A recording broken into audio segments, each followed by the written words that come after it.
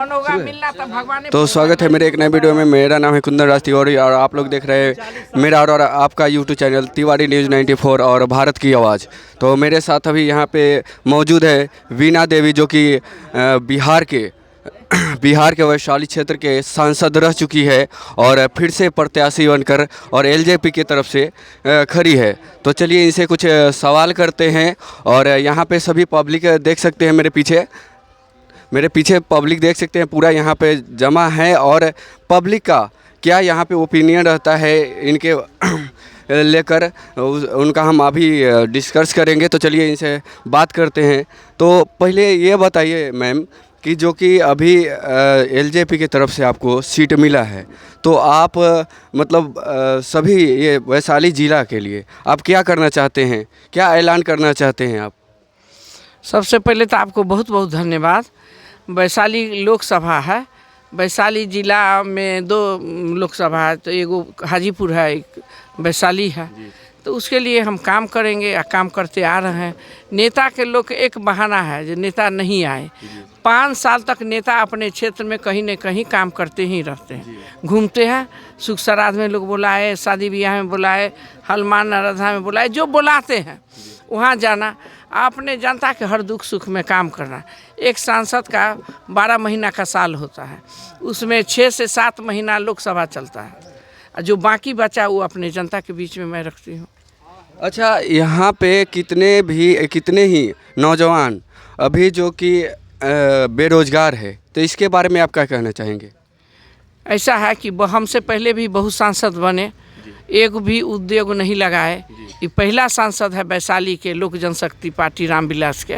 हमने अपने रीजिंग में 3 गो इथेनॉल के फैक्ट्री लगाए, मोतीपुर में 2 मुर्गी दाना के फैक्ट्री लगा, गरोल में लगा है मैगी के फैक्ट्री लगा है, केला अनुसंधान बना हमारे रीजिंग में।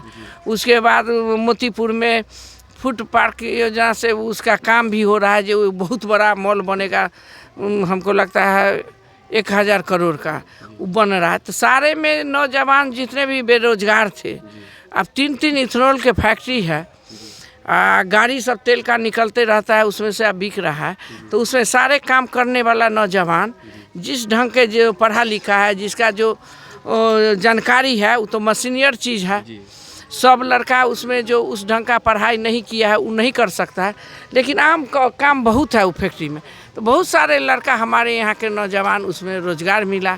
तो ये बहुत बड़ा वैशाली लोकसभा के लिए उपलब्धि है।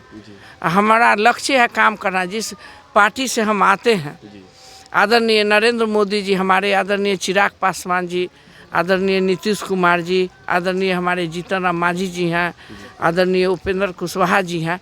हम लोग 5-6 पार्टी से आते हैं और उसमें सभी काम करने वाले पार्टी में सब बेदाग नेता है।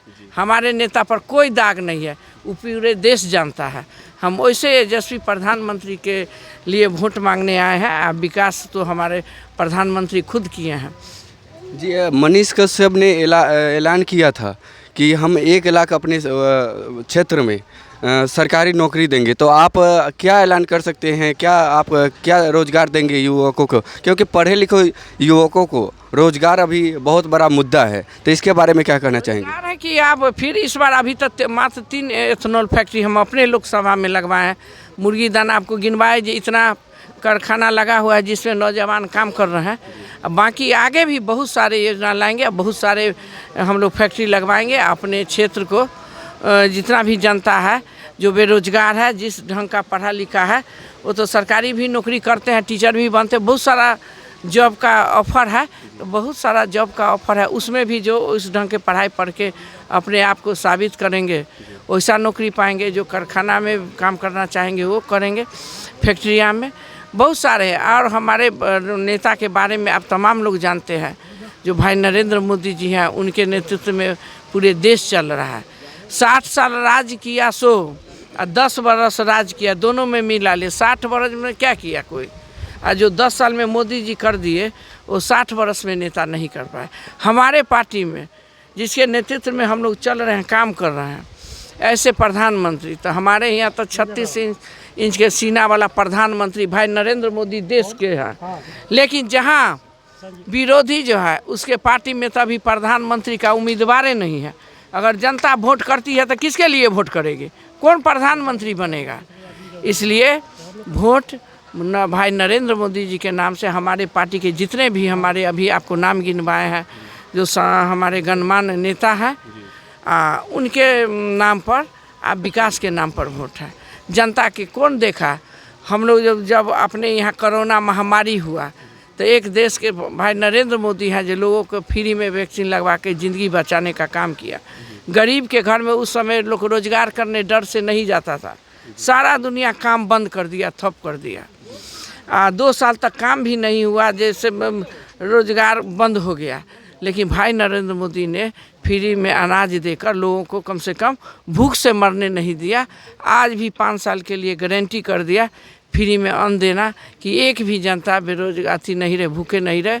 गैस के सिलेंडर दिए उज्ज्वला योजना से। अभी जो कि सिलेंडर का दाम बहुत बढ़ गया था, तो अभी सभी व्यक्ति ने अपील किया कि बहुत महंगाई बढ़ रही है, तो इसके बारे में क्या करना चाहेंगे? देखिए, गैस तो बाहर से आता है, तो गैस तो खरीद के ही प्रधानमंत्री भी जो भी खरीद के आता है, तो उसका आने जाने में है कुछ हमारे बिहार में ज़्यादा भी दाम ले लेता है लोग।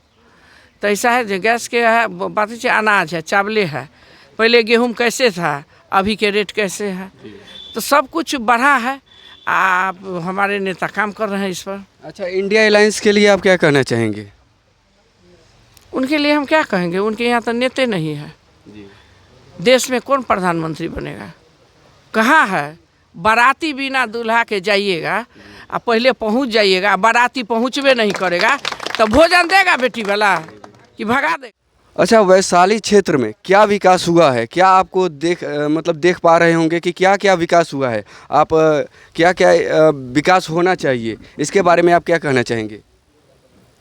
विकास के बारे में हम तो अगर ये कहें कि भाई हम लोगों को तो सामने 5 साल पर संसद जी दिखाई दिए हैं।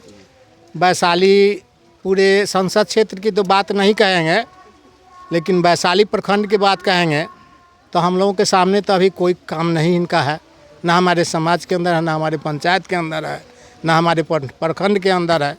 विशेष हम क्या कहें? अच्छा, आप बताइए कि इनके कितना सारा योजना अभी युवकों को मिला है और क्या यहाँ विकसित हुआ है, क्या विकास हुआ है, ये आप थोड़ा बता सकते हैं?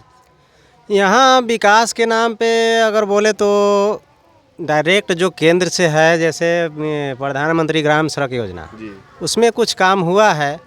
और अगर हम सांसद के माध्यम से देखें कि कोई विशेष विकास का कार्य, तो हमारे क्षेत्र में, हमारे प्रखंड में नहीं है। अच्छा, यहाँ पे फैक्ट्री न आने का कारण क्या है? फैक्ट्री न आने का कारण बिहार का उद्योग नीति है। जहाँ तक मैं जानता हूँ, मैं बाहर में ही काम करने वाला व्यक्ति हूँ। बिहार में काम नहीं, इसके वजह से हम लोग को बाहर जाना पड़ता है, तो उस दुख को हम समझते हैं। और हमें दिक्कत यही लगता है कि बिहार का उद्योग नीति सही होता तो उद्योग जरूर आता बिहार में। अच्छा, जो कि देश का विदेश नीति आपको अभी कैसा लग रहा है? विदेश नीति हमारा बहुत अच्छा है, अति उत्तम है। और चलिए, कुछ व्यक्ति इधर भी है तो इनसे भी कुछ बातें करते हैं। अच्छा, आने वाले 5 साल में क्या क्या आप लोग विकास को लेकर कहेंगे?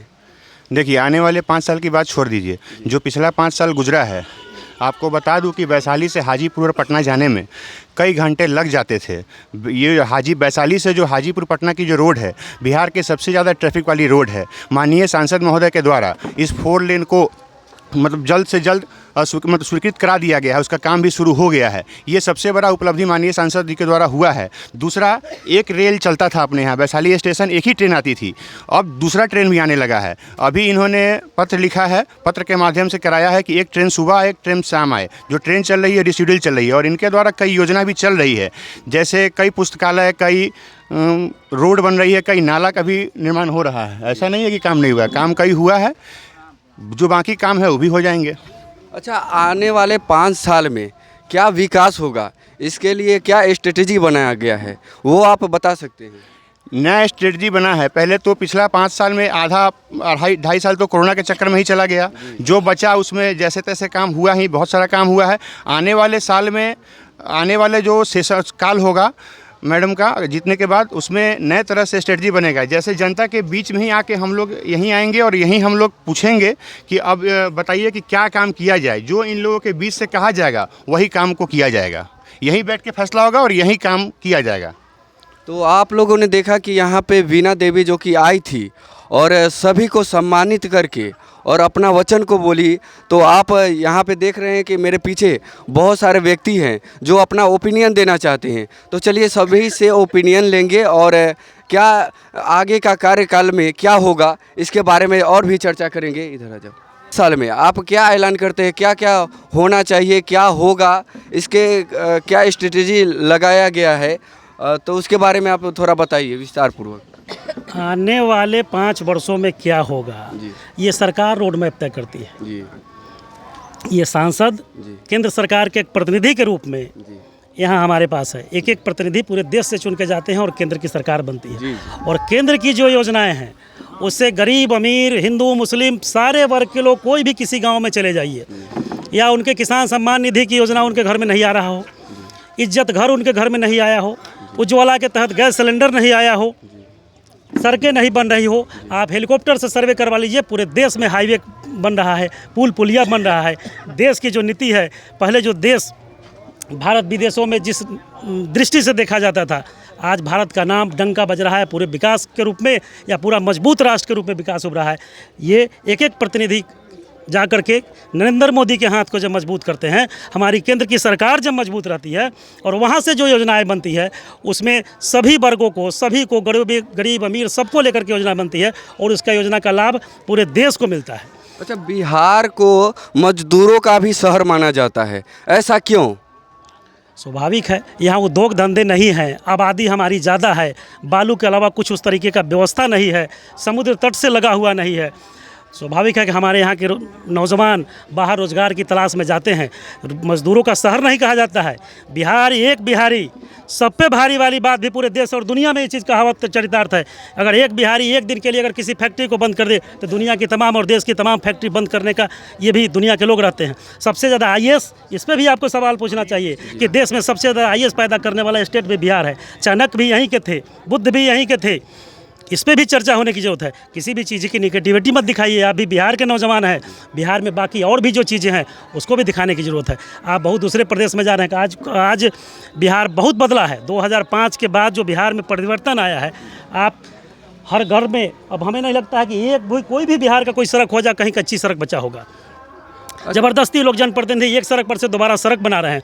तो विकास की किरण सब तक पहुँची है और विकास चलने वाली एक अनवरत चलने वाली एक प्रक्रिया है। जब तक मानव का जीवन रहेगा, इच्छाएं रहेगी, ज़रूरतें होती जाएंगी और उसके हिसाब से आदमी का विकास होता रहेगा।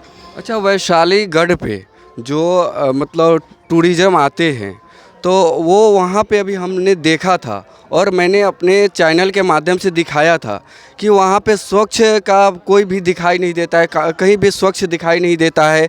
और वहाँ पे जो जल है उसमें जल में जलकुंभी और बहुत सारे वती है, जिसके कारण पर्यटन यहाँ पे आ नहीं पाते हैं। क्या यहाँ पे आने पर्यटन के लिए कोई सुविधा उपलब्ध नहीं होगी? सरकार पर्यटन के क्षेत्र में इतना बड़ा काम कर रही है।